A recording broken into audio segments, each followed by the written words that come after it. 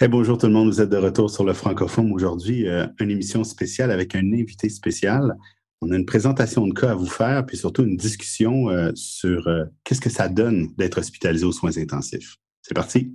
Bienvenue à Francophone, une communauté francophone en soins critiques.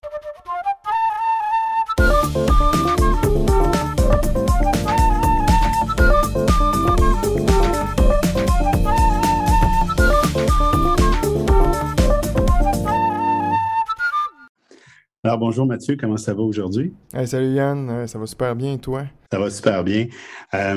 Écoute, comme je le disais d'entrée de jeu, on a un invité spécial, docteur Robert Patnaud, qui est avec nous pour nous parler un peu de sa bio, un peu de sa vie, mais surtout ce qu'il a vécu dans les dernières années en étant patient aux soins intensifs. C'est rare qu'on a un médecin de soins critiques qui vient nous parler de ce genre d'expérience-là, puis je pense que c'était une excellente occasion de venir discuter de ce sujet-là qui est souvent passé un peu sous le silence, où on le garde même un peu tabou quand un d'entre nous est malade.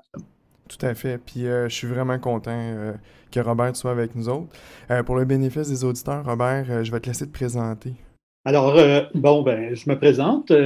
J'ai 64 ans, je vais avoir 65 ans dans quelques semaines et j'ai des antécédents médicaux assez complexes, si je peux dire. Déjà, en 1980, j'ai eu une leucémie pour laquelle on me donnait à peine 16 mois d'espérance de vie et j'ai eu un traitement qui était à l'époque tout à fait nouveau, la greffe de moelle osseuse. J'étais un des premiers greffiers de moelle osseuse à l'hôpital Maisonneuve-Rosemont et même au Canada pour la leucémie.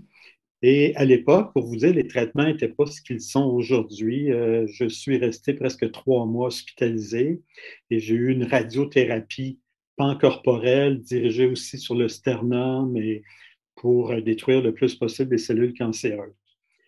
Sur le plan des deuxièmes antécédents, l'été dernier, j'ai eu une maladie extrêmement aiguë qui est une rupture de cordon et de piliers de la valve mitrale pour laquelle j'ai été extrêmement chanceux de m'en sortir. Pour ce qui est de mes antécédents professionnels, je peux vous dire, je suis à ma 34e année de travail dans les milieux hospitaliers. J'ai fait 26 années aux soins intensifs. J'ai participé à créer des unités de soins intensifs à l'hôpital Fleury, Ville-la-Salle, à Montréal, ainsi qu'à Saint-Hyacinthe. J'ai travaillé le reste de ma vie professionnelle aux urgences. Donc, une vie assez avec des patients qui étaient toujours dans des états critiques et aigus.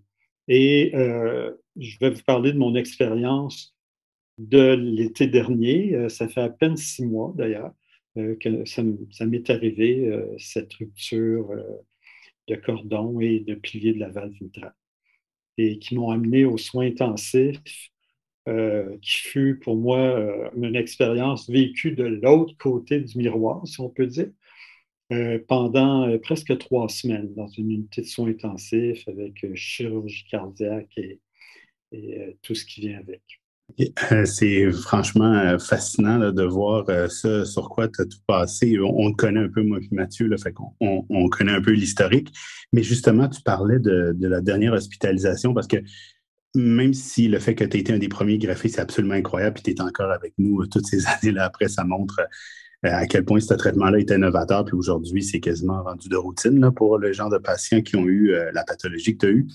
Mais franchement, les derniers, tu sais, tu étais jeune, tu avais probablement l'insouciance de la jeunesse, puis la force là, de la jeunesse. Là, maintenant, tu es un petit peu plus vieux, tu as eu ta rupture de pilier.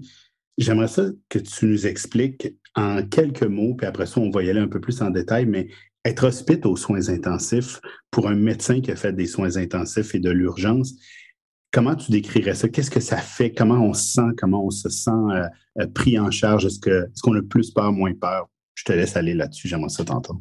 Oui, ben, la meilleure façon de vous expliquer ça, je vais vous expliquer ce qui m'est arrivé il y a 6 mois. Je revenais de vacances. Premièrement, moi, je suis quelqu'un qui a fait beaucoup d'activités physiques. Depuis 1980, J'ai fait des levées de fonds, puis je courais des marathons, je faisais toutes sortes de choses, des courses de vélo. Donc, j'ai toujours été à 150% sur le plan physique. Je reviens de vacances, j'ai une longue route à faire entre les îles de la Madeleine et puis la maison. Et je deviens de plus en plus essoufflé, plus capable de respirer. Je cherchais mon souffle. Alors, heureusement, je n'étais pas loin de mon hôpital euh, où est-ce que je travaille, à Saint-Hyacinthe. Et là, je rentre à l'hôpital. J'étais certain que j'avais fait un embolie pulmonaire parce que je venais de conduire quasiment 12 heures.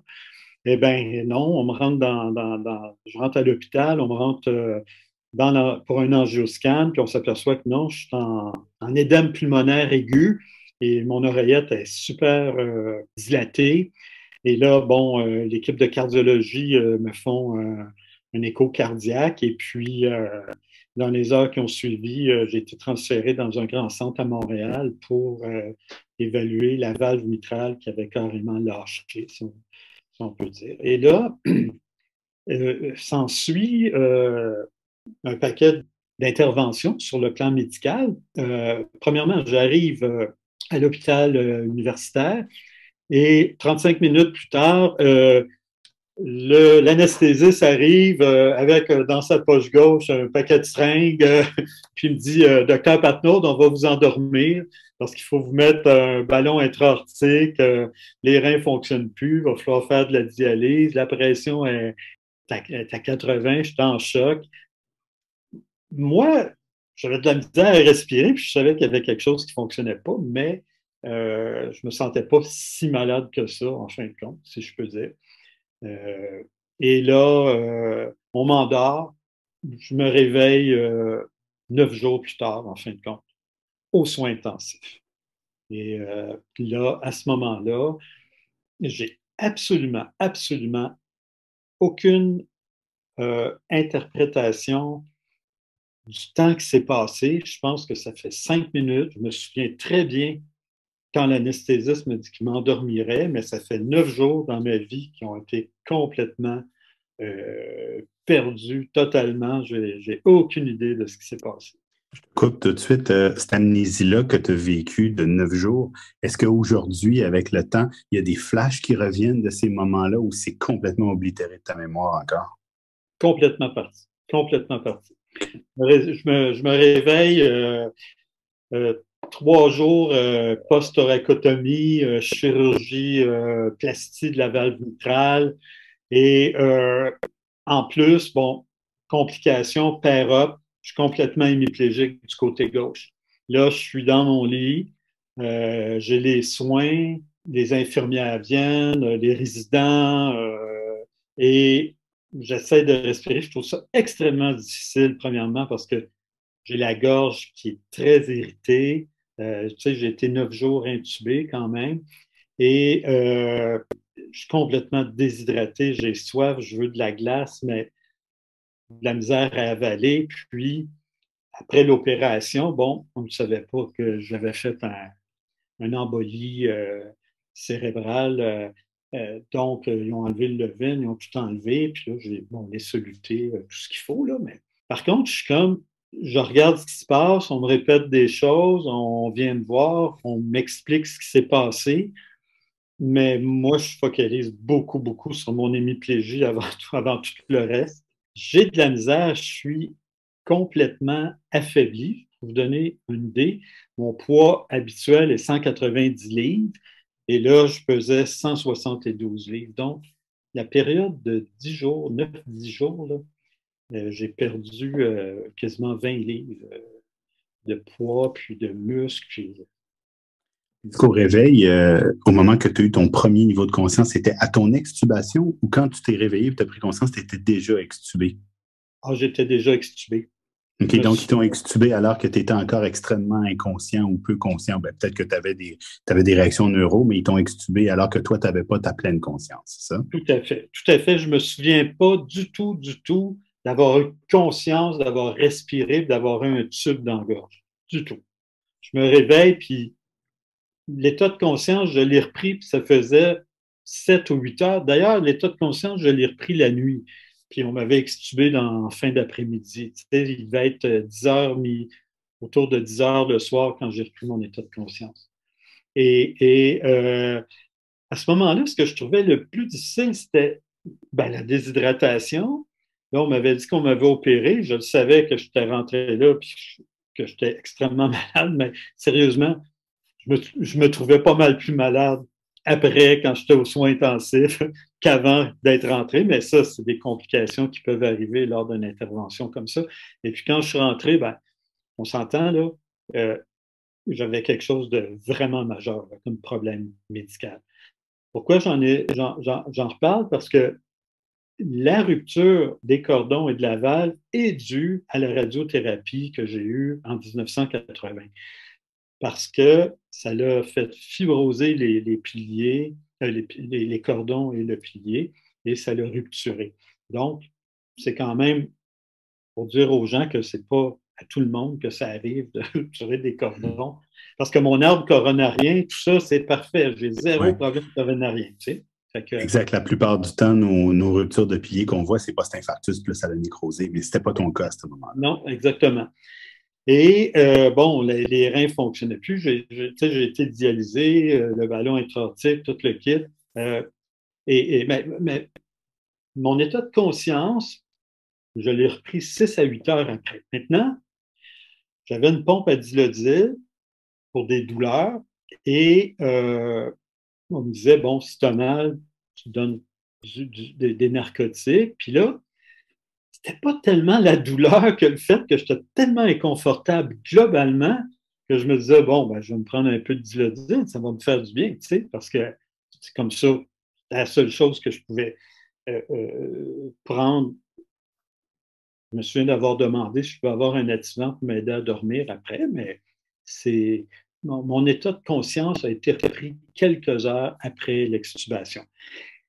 Bon, ça en est venu par la suite, parce que je suis resté un autre 9 à 10 jours aux soins intensifs, parce qu'il faut bien comprendre que j'avais un problème avec les reins, besoin aussi d'antibiotiques, parce que j'avais fait de la fièvre, on ne savait pas trop à quoi c'était dû, et aussi, j'avais énormément de misère à respirer. Je demandais à l'inhalothérapeute, puis pauvre inhalothérapeute, tu sais, j'ai pas été. Je trouvais qu'on m'avait extubé trop vite. Je disais, donnez-moi un BIPAP, faites quelque chose, je suis pas capable de respirer. C'était quoi la part là-dedans? Parce que c'est vrai qu'il me montrait mon moniteur, il me dit, regarde, tu satures à 92, t'es correct. Je disais, oui, mais je suis fatigué, j'ai plus de force. C'était juste la nuit que ça arrivait. Puis, il y a une chose que je retiens, Robert, c'est là, dans le fond, on t'a extubé. Puis 6 à 8 heures après, là, dans le fond, t'as dit que t'as commencé à reprendre conscience. Puis, tu sais, on parle beaucoup de l'inversion du cycle circadien aux soins intensifs. Tu sais, de plus en plus, on en parle. Fait que là, comme tu sembles avoir repris conscience plus dans la nuit, je voulais voir avec toi, comment tu as vécu ça? Est-ce que tu étais encore sur l'horaire de Montréal ou... Je pense que pendant minimum 48 heures, je n'ai pas dormi du tout à partir du moment que j'ai repris conscience, qui était 7 à 8 heures après avoir été extubé. J'ai aucune idée de ce qui s'est passé dans ces 6, 7, 8 heures-là. Deuxièmement, est-ce que l'anesthésie générale, puis tout ce que tu as quand tu es aux soins intensifs pour te garder endormi, c'est-tu du sommeil de niveau profond? Je ne le sais pas. C'est du stade 2, c'est ça. Alors là, tu te réveilles et puis tu n'as pas de sommeil pendant tout. Ça, ça doit être quand même, c'est pas surprenant que tu commences à voir des araignées. Par la suite, c'est incroyable la perception auditive que j'avais. Les sens étaient complètement différents des sens normaux. J'avais une perception auditive nettement plus grande que normale. Fait que ce qu'il y a dans le fond, ce que tu es en train de me dire, c'est que dans les faits, tu étais en délirium, puis on dirait que c'est comme si les autres sens ont pris le dessus, ont été comme plus aguerris. Puis toutes les choses qui, pour nous, comme soignants, ont des sons standards qui embêtent pas, mais pour toi, c'était des sons vraiment plus élevés, t'étais hyper vigilant de ton environnement, c'est un peu ça? J'entendais toutes les conversations partout, les alarmes des chambres. poserais parce qu'on l'entend souvent, les patients, puis dans les études qui ont montré 1 an plus tard, souvent les patients de soins, ils disent, je me rappelle des bip, bip, bip, puis des alarmes, puis de toutes ces choses-là, ça les a souvent pas traumatisés, mais omnubilés là, complètement. Fait que c'est un peu ça que tu as vécu, c'est ça? Oui, mais en plus de ceux des voisins, parce que j'avais vraiment une capacité auditive qui avait augmenté, je ne sais pas pourquoi, mais en même temps que j'avais des hallucinations visuelles, on aurait dit que mon audition était nettement augmentée là, pendant... OK. Ah, t'avais des hallucinations visuelles aussi? Qu'est-ce que tu voyais? Oui, ben, je voyais des fourmis, des araignées qui OK. marchaient sur les murs. Je voyais des maisons qui se promenaient. Ensuite, là, je fermais mes yeux, je les ouvrais. Puis là, je dois te dire, même ma conjointe était à côté de moi. Je disais, ah, mais José, je te parlerai pas, là, mais il y a des fourmis et des araignées dans le mur, mais regarde, je suis habitué avec eux autres. Tu sais, puis moi-même, OK. je me disais, hallucine, donc c'est pas si grave. C'est un peu spécial comme. OK. Tu sais, Fait que tu avais un niveau de conscience dans ton hallucination. Tu n'étais pas perdu complètement. Tu non, savais que non, ça non. n'avait pas de bon sens, mais tu ne pouvais pas Ouais. t'empêcher de les voir, c'est ça? Mes sens étaient perturbés. OK. Audition augmentée, hallucination visuelle. J'avais comme, je me disais, c'est temporaire, j'ai eu plein de médicaments pendant plusieurs jours, ça va passer, je vais vivre avec. Mais là, je me retournais, je regardais le coin, je voyais ça, puis bon, OK. Mais là, quand tu te retrouves tout seul, et puis là, tu entends tous les bruits, tu entends les conversations de corridor, tu entends.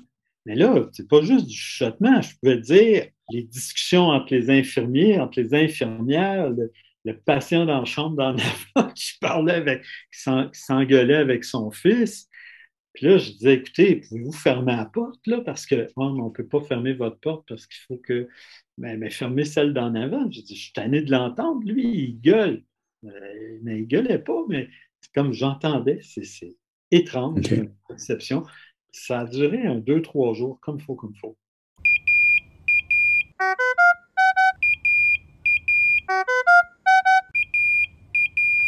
Tu sais, on parle beaucoup là, dans les, aux soins là, de toutes les mesures non pharmacologiques de prévention du délirium et tout.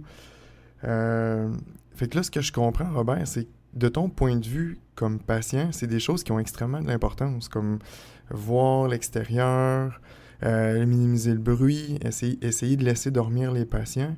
De ton point de vue de patient, c'est le genre de choses qui a eu le plus d'impact, là. Mais tu sais, je pense que c'est certain que si j'avais eu, euh, pour détourner un peu cette hyperacousie, tout ça, ou une musique, un radio, quelque chose pour juste détourner mon attention ailleurs, ça aurait aidé, c'est définitif. Ensuite, bon, on ne peut pas refaire les chambres de soins intensifs avec des fenêtres puis avoir une idée de. Mais c'est super important. Moi, là, la nuit, là, c'était une période d'angoisse inimaginable. J'étais certain que je ne me réveillais pas le lendemain matin. Donc, quand tu ne peux pas dire je vais me fermer les yeux et je vais m'endormir parce que tu te dis avec ce qui vient d'arriver, avec ce qui s'est passé, tu dis non, non, non, là, dès que tu fermes les yeux puis que tu tentes le moindrement de t'endormir, tu as les idées qui te reviennent en tête et puis tu te remets à focuser sur ce qui, au fond, amène le cerveau à vouloir quoi. Tu sais. J'ai compris ce que c'était un schizophrène, en tout cas. Je vais te dire, j'ai compris parce que j'ai pensé à ma sœur qui était schizophrène et puis elle n'était pas capable d'être avec les. Quand on faisait des parties de famille, d'être avec tout le monde. Elle allait dans un endroit calme qu'elle n'entendait pas les bruits. Puis là, j'aurais aimé ça être d'un endroit calme et pas entendre de bruit. Ben, c'est vraiment drôle, hein? Ben, c'est pas drôle, mais je veux dire, c'est spécial de voir que t'as pété un pilier, t'as brisé ta valve, t'as stroké, t'as fait de la dialyse. Tu sais, c'est les sons et les hallucinations qui ressortent de cette expérience-là, alors que ton corps a manqué de lâcher à peu près multiple organ failure, là. Mais c'est ça qui sort de ça. C'est fou, hein, complètement. Puis, Mm. puis, puis si j'ai quelque chose qui m'a beaucoup manqué aux soins intensifs, c'est le sommeil, c'est de dormir. Tu sais, j'ai pas dormi pendant 48 heures minimum, si c'est pas plus, là, tu sais. peut-être s'assoupir un petit peu, mais tu sais, de dire, là, dormir 2, 3 heures d'affilée, là, tu sais, il me semble que ça m'aurait fait du bien, mais tu sais, c'était des 10, 15 minutes, peut-être des choses très simples, tu sais, comme une musique de fond, peut-être que ça m'aurait fait du bien. J'aurais pas entendu tout le bruit autour, les alarmes. J'en suis venu là, même, tu sais, avec le service d'Inalo, par exemple, tu sais, que je leur disais de me mettre un BIPAP parce que, ben, au fond, de me mettre un BIPAP, puis, tu sais, c'est sûr, je suis un médecin, je sais ce que c'est un BIPAP, mais tu sais, je sais que tu ne le mets pas pour rien, puis dans le fond, c'était pas une bonne idée de le mettre, mais moi, peut-être que je le voulais pour essayer de me reposer, puis de plus entendre ce qui se passe autour. Puis je me disais, bon, je vais essayer de m'endormir un peu, reprendre des forces. C'est nettement important de pouvoir penser à ce que le patient puisse récupérer et dormir. Tu sais, tantôt, tu me parlais, Robert, là, que tu voulais le BIPAP, puis tu sais, t'en parlais avec les Inhalos, puis les Inhalos disaient, ouais, mais là, Robert, tu sais, tu satures super bien, tout. De ton point de vue, parce que là, tu avais comme un besoin psychologique, si on veut, d'avoir la rassurance du BIPAP, mais est-ce que les autres instruments t'ont aidé, t'ont rassuré, ou au contraire, t'ont nuit? Tu sais, on peut penser au Levin, par exemple. Après la deuxième journée, je n'étais pas capable d'avaler. Est-ce que c'était secondaire à l'intubation? Est-ce que c'était secondaire à l'AVC que je faisais? Mais je n'étais pas capable d'avaler. Puis là, bon, tout de suite, il y a un résident qui a dit on va vous installer un Levin. Là, j'ai dit ouais, mais je suis capable d'humecter mes lèvres, tout ça, parce que j'avais déjà eu, je vais vous dire, j'ai été 96 jours hospitalisé à Maisonneuve-Rosemont en 1981 pour la greffe de moelle. Et la pire chose que je me rappelais, c'était le Levin, parce qu'à ce moment-là, j'avais vomi du sang, genre au 22e jour. Ils m'ont dit, ah, il faut mettre un Levin, faire un lavage d'estomac avec de l'eau glacée. Je m'en rappelle comme si c'était hier. Et je m'en souviens encore. Puis là, on me dit, on va réinstaller le Levin. Je dis, c'est strictement nécessaire. Bon, c'est sûr, je suis docteur, je suis fatiguant, tu sais, je pose des questions, mais ils ont dit oui. Mais là, ils ont essayé une première fois, ça n'a pas marché. Là, une deuxième fois, là, ça n'a pas marché. Après, il y a une autre médecin qui est venu, elle dit, moi, je suis bien bonne, je suis experte, tout parfait, mais je sais pas, j'avais la gorge sèche, j'avais de la misère à avaler. En fin de compte, je ne l'ai jamais eu, le Levin, mais j'ai eu comme 3 stress d'installation. Parce que quand on passe un Levin par le nez, je peux vous dire qu'on a vraiment l'impression qu'il va rentrer dans le cerveau, le Levin. Puis là, quand il descend, moi, je me dis, c'est pas à la bonne place, c'est pas à la bonne place. Mais là, non, tu ne peux pas. Puis là, tu te dis, es-tu à la bonne place? Tu n'es pas à la bonne place, je ne sais pas. Mais quand tu envoies un 2, 3 CC d'eau, tu le sais qu'il n'est pas à la bonne place. Puis là, ils savent eux autres aussi. Fait que c'est pas une très bonne expérience. Tu sais, moi, le Levin, là, dans ma vie, en tout cas, là quand j'étais à l'hôpital, parce que j'ai recommencé, non, on dit, bah, il faudrait mettre un Levin. Je dis, ben non, c'est peut-être pas nécessaire. On peut attendre un petit peu. Là, tu sais, peut-être que la subocclusion, ou, tu sais, il faut se les poser les questions. Là. Tu sais, c'est une intervention qui n'est pas nécessairement banale puis qui est hyper désagréable pour le patient.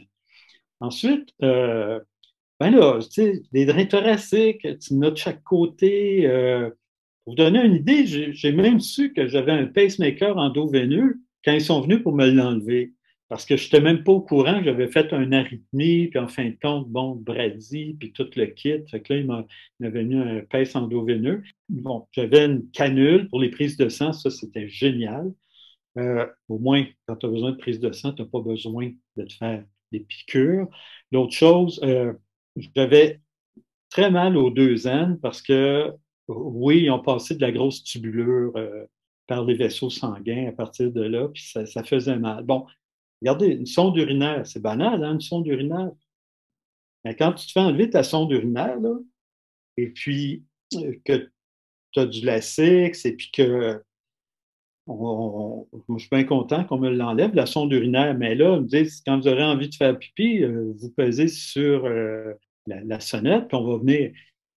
Mais c'est pas comme ça que ça marche, là. Quand tu pèses, toi, tu le veux tout de suite, là, pas dans 15 minutes ou dans 20 minutes. Fait que là, je veux pas, tu sais, ça m'est arrivé à plusieurs reprises là, de faire des incontinences dans le lit, mais tu sais, quand tu es docteur, tu fais une incontinence dans ton lit aux soins intensifs, quand tu es patient, mais moi, tu sais, j'avais comme, je me sentais mal, tu sais, et pour le personnel, puis on change les draps, puis on met le piquet, puis tout le kit, puis c'est des détails, là, mais des fois, peut-être que ça aurait été mieux de la garder un petit peu plus, la sonde, jusqu'à temps qu'on baisse le lacet. Je ne sais pas, je dis ça comme ça, mais toute intervention, en fin de compte, elle a son incidence sur ce que le patient vit, c'est sûr et certain. Ouais, je comprends ton point, Robert, puis d'une certaine manière, toutes ces choses-là, là, oui, il y a eu la circulation extracorporelle, puis les pacemakers, les affaires très invasives, les affaires de base comme vider l'estomac, le tube nasogastrique, puis les sondes urinaires, souvent ces choses-là que nous, on prescrit de façon quasi désinvolte là, quand on est des médecins. Mais quand les patients le vivent, puis ils rentrent, puis ils disent, moi, je ne veux plus jamais avoir de sonde urinaire, il faut apprendre à l'écouter parce que c'est facile de dire, ben non, il y en a besoin. On lui donne 80 de la 60D, là, il va en avoir besoin. Mais il faut quand même essayer d'avoir une meilleure écoute à ce niveau-là. Puis le fait que toi, tu l'as vécu, ça semble être important à rappeler. Ça me fait penser à un petit aparté, j'en avais parlé avec Mathieu avant l'enregistrement. Il y a un vieux film dans les années 80-90 avec William Hurt qui s'appelait The Doctor. Puis je pense, si je me rappelle bien, il y avait un néo-ORL, ce patient-là, puis il avait passé par la gamme un peu de ce que tu as passé. Puis à la fin du film, il fait rentrer tous ses résidents, mais il leur fait subir toutes les interventions que lui a subies pour essayer de le faire. Bon, je ne suis pas sûr que c'est très éthique à faire à nos résidents, mais on ne le ferait pas. Mais je trouvais que c'était... Je n'étais pas médecin dans ce temps-là, puis j'avais trouvé ça comme incroyable comme idée, mais de le vivre une fois, je pense que ça change l'expérience pour toujours. Tout à fait, tout à fait. Je dois te dire, je vois plus les choses de la même façon présentement. Puis, une chose est certaine, en tout cas, ça mérite de s'asseoir, de dire, regardez, on va faire ça, le tube, tout ça, c'est pas agréable, mais aussi peut-être donner, comme on fait une colono ou quand on fait un petit peu petite mini dose de fentanyl Versed, peut-être, je ne sais pas, que le patient souffre moins pendant que tu l'installes. S'il y a possibilité, ça dépend des cas, mais sérieusement, un Levin, c'est loin d'être agréable. C'est pas une mini manœuvre banale pour le patient. Si c'est ce qui se rappelle de plus désagréable d'un séjour de 10 jours aux soins intensifs, puis moi, de 87 jours à l'hôpital, il y a presque 40 ans, c'est sûr et certain. C'est pas quelque chose qu'on a le goût de revivre. Tu sais. J'aimerais revenir sur un point.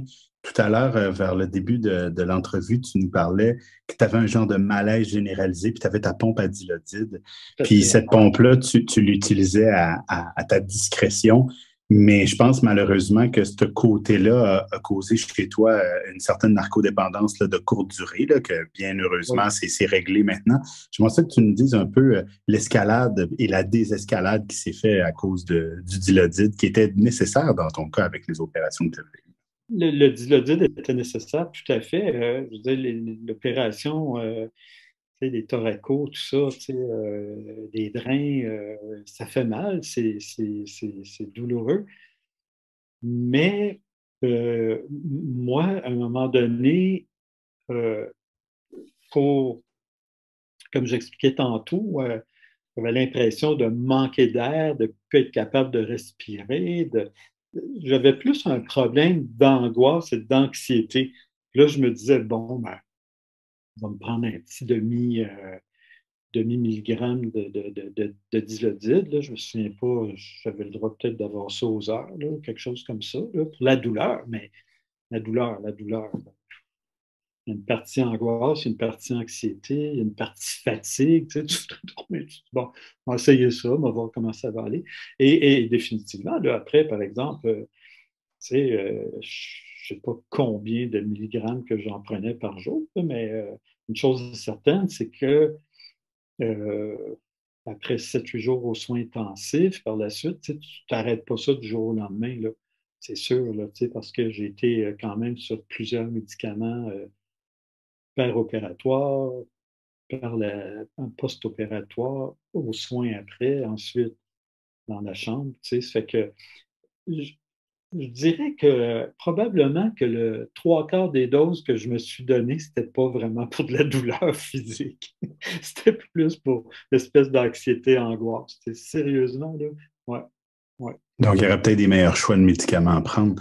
Ça me fait penser à quand on a des patients qui sont intubés, surtout avec nos COVID, là, qui peuvent être sur des Ah, perfs de dilodide ou de fentanyl pendant des jours et des jours et des jours. Puis là, on est prêt à les réveiller, puis on arrête ça, comme on dit en anglais, cold turkey. Là, c'est pas la bonne manière à faire. Hein. De plus en plus, là, surtout que nos patients sont intubés plus longtemps là, à cause de la COVID. On s'est dit, nous, en équipe, de faire un sevrage, même si on extube encore avec une perf de fentanyl, on ne l'arrête pas, on baisse le fentanyl tranquillement sur 1, 2, 3 jours de façon plus adéquate. Je pense que c'est des choses qu'il faut toutes garder en tête. Parce que je suis content de voir que ton sevrage de pièces maintenant est terminé. Là. C'est une bonne chose. ah, Là. non, ça a duré 10 jours là, après. Tu sais, de toute façon, je déteste ce médicament-là. Là.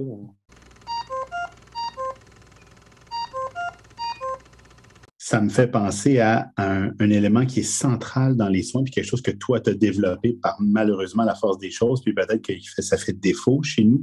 C'est tout le concept d'humaniser les soins pour nos patients aux soins intensifs. J'aimerais ça que tu me donnes, selon toi, qu'est-ce qui est le plus important, puis qu'est-ce que toi, tu vas avoir changé dans ta pratique et ce que tu suggères à toutes les gens qui nous écoutent pour améliorer l'humanisation des soins pour nos patients. Ben, je dirais, premièrement, le contact avec l'équipe soignante.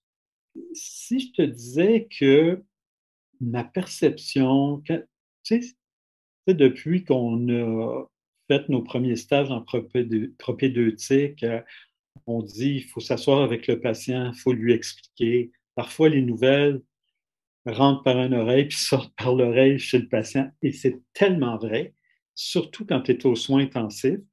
Le médecin va venir, il va te dire quelque chose, puis une demi-heure après, tu te dis, qu'est-ce qu'il me dit? Qu'est-ce qui se passe? Là, tu vas accrocher l'infirmière, tu vas lui demander, là, elle va te dire, ben, je ne sais pas, moi, je ne suis pas vraiment ton infirmière, je suis infirmière remplaçante parce que l'autre est parti dîner. Et là, le lendemain, mais qui repasse, tu vas oublier la question. Autrement dit, la relation, moi, ce que j'ai trouvé important, puis bon, peut-être que quand on est médecin, puis comme je le disais, c'est un biais, mais malheureusement, il est là, mais de me faire réconforter par mon médecin, de me faire dire, puis de me le faire répéter, parce que j'avais de la misère à le comprendre sur le coup, là, surtout quand ça se complique, là, surtout quand tout est arrivé, quand tu as oublié complètement les 9 derniers jours parce que tu étais anesthésié, tu ne le sais pas, puis là, tu te réveilles, puis tu as de la misère à comprendre ce qui s'est passé. Tu penses que ça fait 5 minutes que tu es là, puis ça fait 9 jours, puis il s'est passé plein de choses. Ça, c'est super important, je pense, de réexpliquer, même si on répète la même affaire, peut-être pendant, dépendamment, là, mais en tout cas, quand quelqu'un est extubé, là, puis il reprend ses sens, on ne prend pas ses sens en l'espace de 4, 5, 6 heures. En tout cas, pas pour moi. Là. Ça m'a pris, je vous dirais, un bon 48 heures là, avant de. OK, là, c'est ça qui est arrivé. Là, je comprends ce qui s'est passé. Donc, relation médecin-patient, souvent, j'ai trouvé difficile quand le monde passait en coup de vent, puis c'était tout le temps le résident qui me parlait, puis ou j'avais de la misère à aller chercher l'information. Ça prend plus de temps pour un patient aux soins intensifs à comprendre ce qui se passe, je pense. Surtout quand c'est quelque chose de grave puis il y a eu plusieurs complications. Deuxième chose, là, très difficile, là, c'est vraiment le bruit. Là. Définitivement, le bruit, là, c'est un facteur que j'ai eu de la difficulté à m'adapter.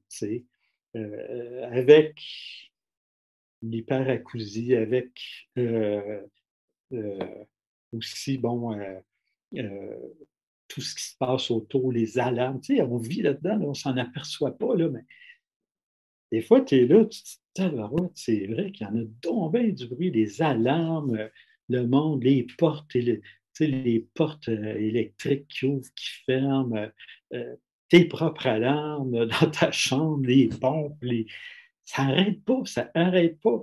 Amplifier ça par 10 parce que tout à coup, ton audition, elle augmente, ça devient comme invivable. Donc, est-ce qu'il y aurait lieu peut-être d'avoir un petit radio, quelque chose, je pense que ça aiderait à détourner l'attention du patient par rapport à son environnement.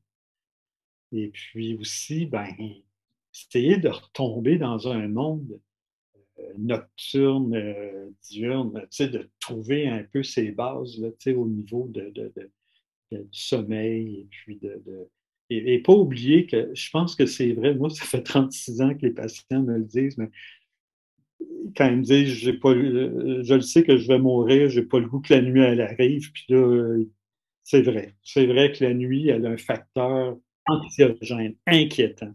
Tu sais. Mm.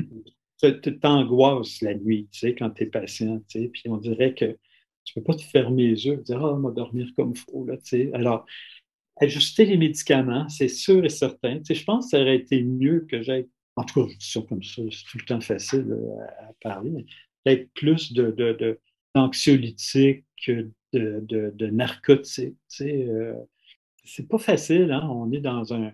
Le patient va bien, on l'extube, on se dit, bon, dans combien de temps qu'il va sortir des soins intensifs, on va l'envoyer d'une chambre sur l'étage. Mais cette période-là là, d'extubation, puis d'envoyer sur l'étage, des fois, peut-être qu'on. Parce que le patient va mieux, hein? C'est sûr que tu vas mieux là, quand tu es extubé, puis mais ça ne veut pas dire qu'il y a besoin de moins d'attention au niveau de tous les éléments qu'on a parlé. Tu sais. Des fois, on se dit, bon, lui, là, ça va mieux. Puis là, tu es pris avec celui qui va super mal, les va faites et tout le kit. Puis celui qui sort des soins, il se retrouve à sa chambre, puis il ne sait pas trop ce qui s'est passé. En tout cas, J'aime ça ce que tu dis là, Robert, parce que à partir du moment qu'on extube un patient, souvent le compte à rebours commence dans notre tête en tant que médecin. oui. Là, il faut qu'ils sortent, là, parce que là, j'en ai deux qui s'en viennent. Fait que, oh, je peux-tu sortir ce soir? Je l'ai extubé tôt à matin. On est vraiment dans ce mood-là. Et ça déshumanise complètement les soins. On n'a pas le choix, là. Il faut pas non plus trop se taper sur la tête. On n'a pas des lits et des nurses à l'infini. Donc, à un moment donné, il faut vivre avec le risque. Et naturellement, si je t'ai extubé, puis je t'ai enlevé ton pace endoveineux, puis tu n'as pas d'amine, ben, il y a des chances que tu passes au travers à l'étage d'un point de vue physique, d'un point de vue psychologique, c'est une autre histoire. Mais malheureusement, je pense que c'est bien de garder ça en tête quand on a le loisir de garder le patient un petit peu plus, ne serait-ce que des fois 12 heures de plus jusqu'au lendemain matin, ben, c'est peut-être pas une mauvaise chose de le faire pour pouvoir mieux laisser le temps au patient de retomber sur ses pieds. Là. Fait que c'est un bon point à tenir à mon avis. Puis, tu sais, tu l'as dit, des fois, on a des enjeux de lit puis tout. Fait que si on est, pas, on est pris, entre guillemets, à transférer le patient rapidement, faut que le suivi continue parce que même si de notre point de vue, aux soins intensifs, le patient est rendu à l'étage puis le dossier est fermé dans notre tête, mais le patient, lui, c'est pas fermé encore. Faut vraiment s'assurer que si on peut pas le faire aux soins, faut faire le transfert à l'étage puis que l'étage puisse prendre le relais. Là. Et puis, c'est un peu spécial, mais je vais vous parler une petite expérience que j'ai eue. À un moment donné, une préposée qui vient, puis bon, elle a fait une extrême incontinence, puis tout ça. Puis là, elle me parlait en même temps qu'elle me nettoyait. Tu sais, t'es paralysé, tu as besoin d'un autre être humain pour t'aider. Puis là, elle me disait ça, puis elle me parlait de toutes sortes de choses. Puis là, ça, je devais être J4, J5 après intubation, là. Et puis là, je me dis, hey, c'est le premier contact humain de discussion que j'ai avec quelqu'un depuis que je suis rentré à l'hôpital, là. Tu sais, parce que les autres sont passés pas mal en coup de vent. L'infirmière passe vite, la pompe sonne, il faut qu'elle aille à côté, l'inhalo, c'est la même chose. Ensuite, le premier contact que tu as vraiment avec un être humain, c'est la personne qui t'aide à faire ton hygiène. Tu sais, c'est un peu spécial. Puis là, après, j'ai compris quelque chose. J'ai compris que les patients, des fois, on les entend, tu sais, ils se font interviewer ou il y a des plaintes ou quelque chose, puis ils disent ah, le docteur, je ne l'ai pas vu, tout ça, mais le personnel, là, puis, tu sais, dans le fond, nous autres, on travaille là, des fois 24 heures non-stop pour sauver du monde. On met toutes nos connaissances, nos compétences, la science, puis on passe à côté de quelque chose. Pourquoi? Parce qu'on n'est juste pas à côté du malade pour lui expliquer ce qui s'est passé, puis créer un minimum de lien avec lui. Puis ça, je trouve que c'est plate parce qu'on le perd, tu sais. Combien de patients que j'ai vus à l'urgence pour soins intensifs dans ma vie qui se rappelleront jamais de moi, puis que c'est parce que, tu sais, on a eu les bons réflexes au bon moment, puis on les a sauvés. Mais après ça, bon, on l'extube, OK, ouais, ça fait 18 heures, là, pas pire. OK, on le monte à la chambre, puis après ça, on n'a pas le temps d'aller leur voir et expliquer ce qui s'était passé. C'est un peu plate, hein? C'est le système qui est fait de même. Là. C'est pas de notre faute, mais en même temps, si on peut un peu reprendre ça, je pense qu'on a beaucoup de bénéfices et de gains à faire. Qu'est-ce que tu veux? Quand tu travailles sous pression, tu manques de temps, tu manques de tout. Tu n'as pas toujours le temps, mais c'est plate à dire, là, mais si on a une refonte du système de santé, là, il va falloir peut-être qu'on puisse nous donner cette chance-là en tant que médecin, en tant que praticien, puis à tout le personnel, de pouvoir focusser puis penser aux malades. Mais là, c'est comme on parle, comme on parlait, hein, à partir du moment que tu extubes, tu dis bon, le compte à rebours pour qu'ils sortent des soins parce que tu en as deux autres là, dans la salle de choc à l'urgence qu'il faut qu'ils montent. Mais quand tu es, comme je disais tantôt, quand tu es l'autre base du miroir, tu vois les affaires très différemment. Très différemment. Bon, c'est pas grave, là. Moi, je trouve que j'ai eu des soins exceptionnels. Je trouve que tout le monde, je trouve que le pire à endurer, ça a été moi-même.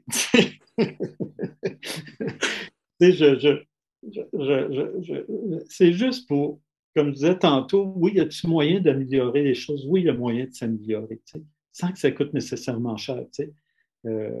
Et peut-être aussi sans qu'on y perde, mais qu'on ait des gros gains à faire en bout de ligne. Des gros gains.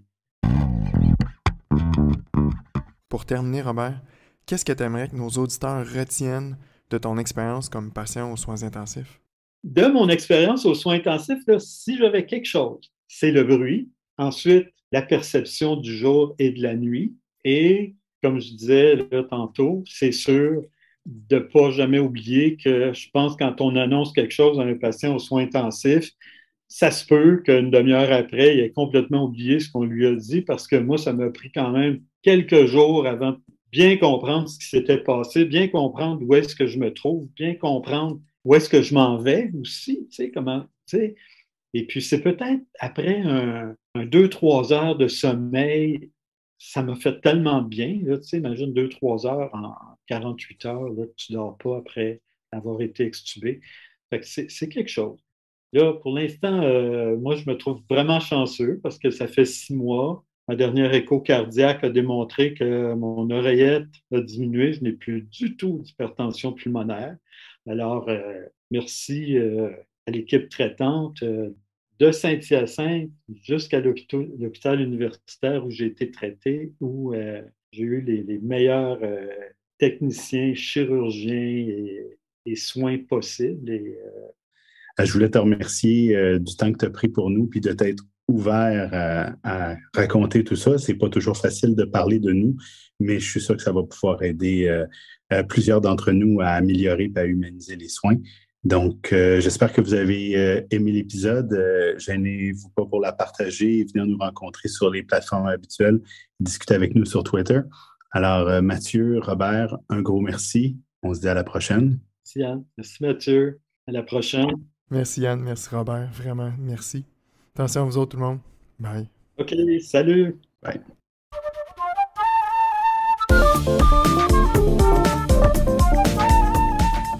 L'information contenue dans cette balado-diffusion est de nature informative seulement et ne remplace aucunement le jugement ou l'avis d'un professionnel.